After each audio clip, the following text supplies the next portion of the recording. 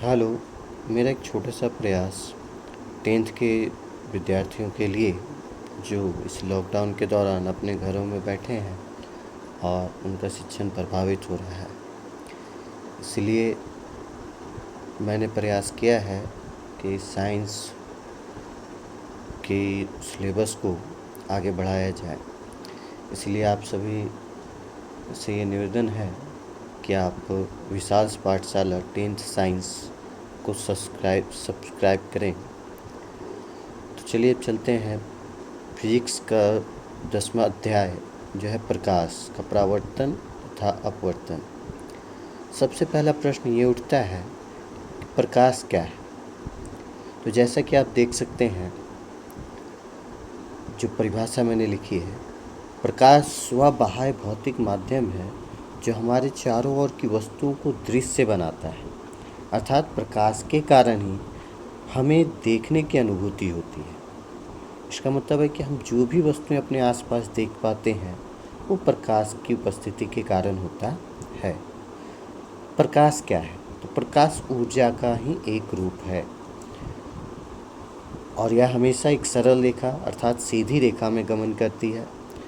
प्रकाश के उच्च स्तरीय परिभाषा को अगर देखा जाए तो प्रकाश एक विद्युत चुंबकीय तरंग है जिसका तरंग दैर्ध्य हमारी दृश्य सीमा के भीतर होता है।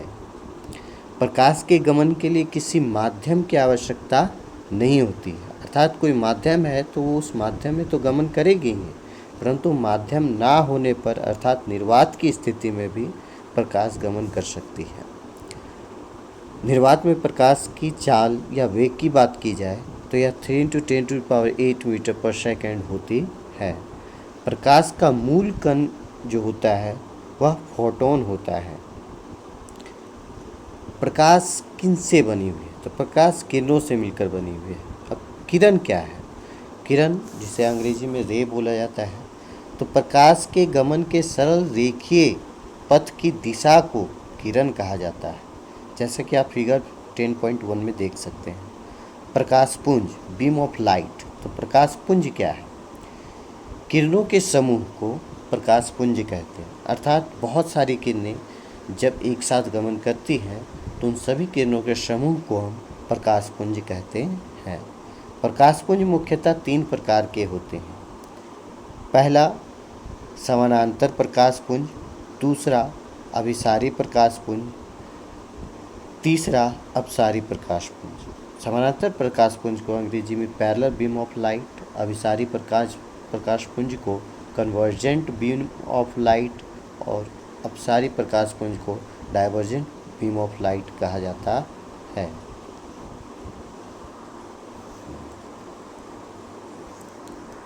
अब हम चलते हैं दूसरे पेज में।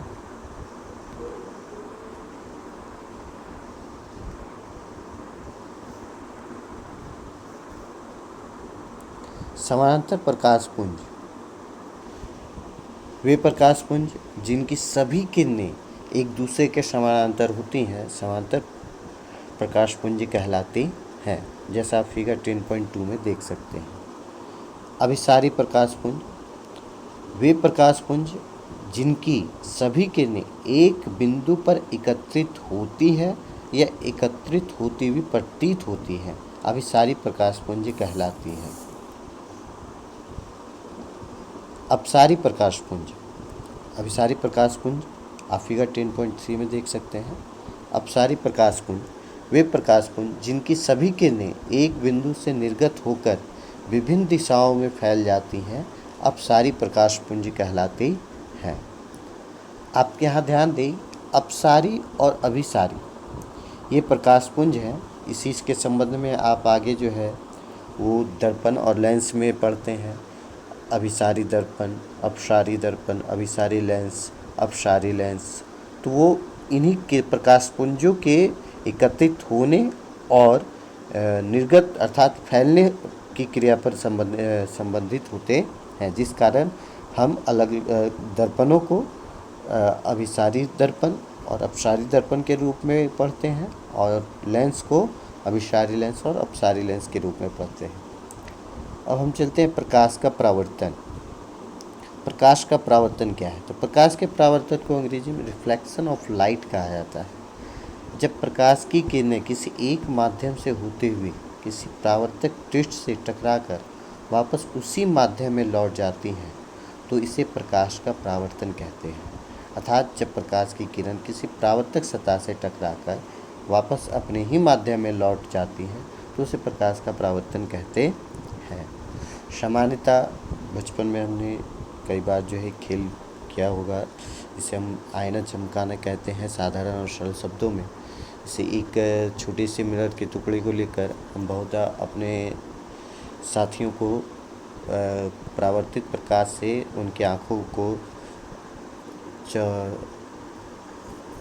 चकाचौंध करने का प्रयास करते हैं, तो वह प्रकाश के परावर्तन को ही दर्शाता है। फिगर 10.5 को अगर ध्यान से देखें तो यह प्रकाश के परावर्तन को दर्शाता है, जिसमें एक ही माध्यम से आपतित किरण आ रही है और वह किरण परावर्तित के बाद पुनः उसी माध्यम में लौट जा रही है। तो जो किरण आपतित होती है उसे आपतित किरण और जो परावर्तित होती है उसे परावर्तित किरण कहा जाता है। हम चलेंगे दूसरे पेज की ओर।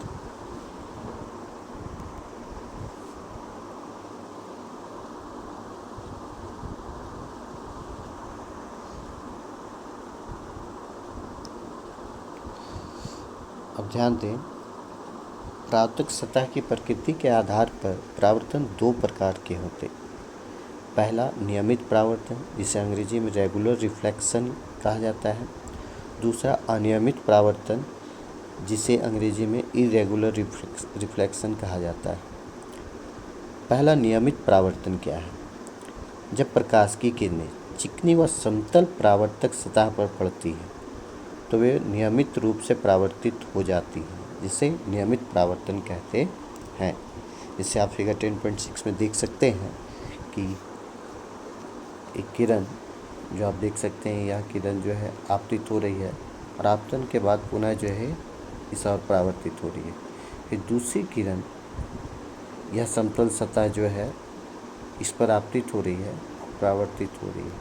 इसमें आप देख सकते हैं कि जो किरणें आपतित हो रही हैं परावर्तन के बाद पुनः एक दूसरे के समानांतर जा रही है और आपतन भी उनका समानांतर है। यह नियमित परावर्तन को दर्शाता है।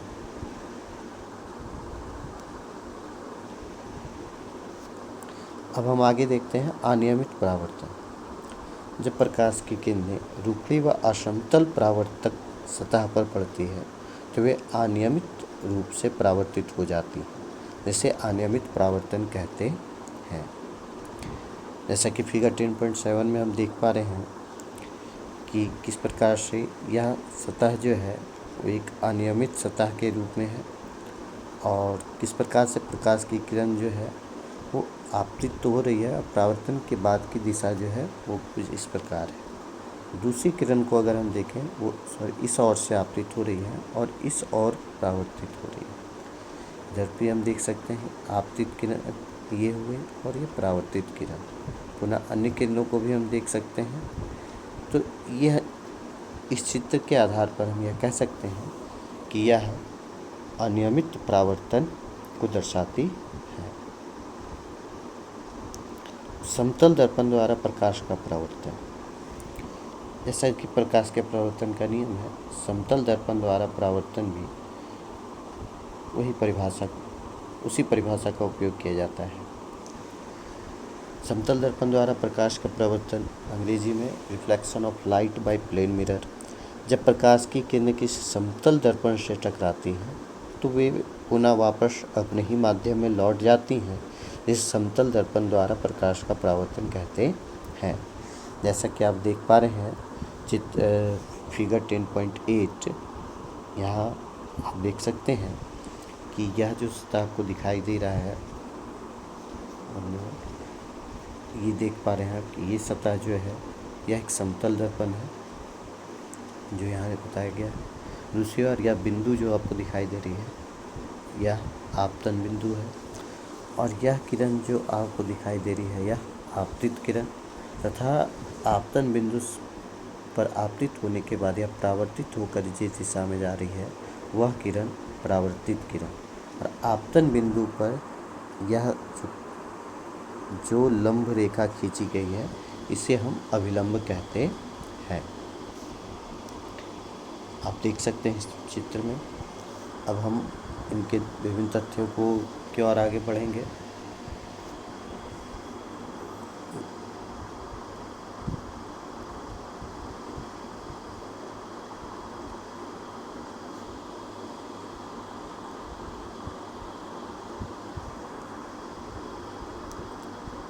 आपतित किरण इंसिडेंट रे, वह किरण जो दर्पण की सतह पर पड़ती है आपतित किरण कहलाती है। अर्थात जैसा कि आप चित्र 10.8 में देख सकते हैं, एओ वह किरण है जो समतल दर्पण पर आपतित हुई है, इसलिए एओ आपतित किरण है।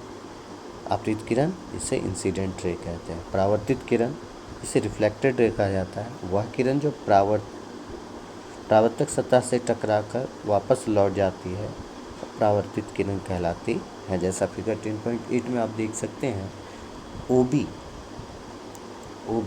वह किरण है जो परावर्तित हुई, अर्थात ओबी परावर्तित किरण है। आपतन बिंदु इसे पॉइंट ऑफ इंसिडेंट कहा जाता है, इंसिडेंस कहा जाता है। परावर्तक सतह पर स्थित वह बिंदु जिस पर आपतित किरण पड़ती है आपतन बिंदु कहलाता है। जैसा कि फिगर 10.8 में आप देख सकते हैं, ओ वह आपतन बिंदु है। अभिलंब, आपतन बिंदु पर खींची गई लंब रेखा अभिलंब कहलाती है। जैसा फिगर 10.8 में ओ एन अभिलंब को दर्शाता है। आपतन कोण से एंगल ऑफ इंसिडेंस कहते हैं। आपतित किरण अभिलंब के साथ आपतन बिंदु पर जो कोण बनाती है वह कोण आपतन कोण कहलाता है। इसे प्राय आई द्वारा सूचित किया जाता है। फिगर 10.8 में angle A O N angle I आपतन कोण को इंडिकेट करता है। परावर्तन कोण, एंगल ऑफ रिफ्लेक्शन, परावर्तित किरण अभिलंब के साथ आपतन बिंदु पर जो कोण बनाती है वह कोण परावर्तन कोण कहलाता है। इसे प्राय आर द्वारा सूचित किया जाता है। जैसा कि आप फिगर 10.8 में एंगल बी ओ एन बराबर एंगल आर परावर्तन कोण को दर्शाया गया है। इसे आप फिगर की सहायता से अवलोकन कर सकते हैं।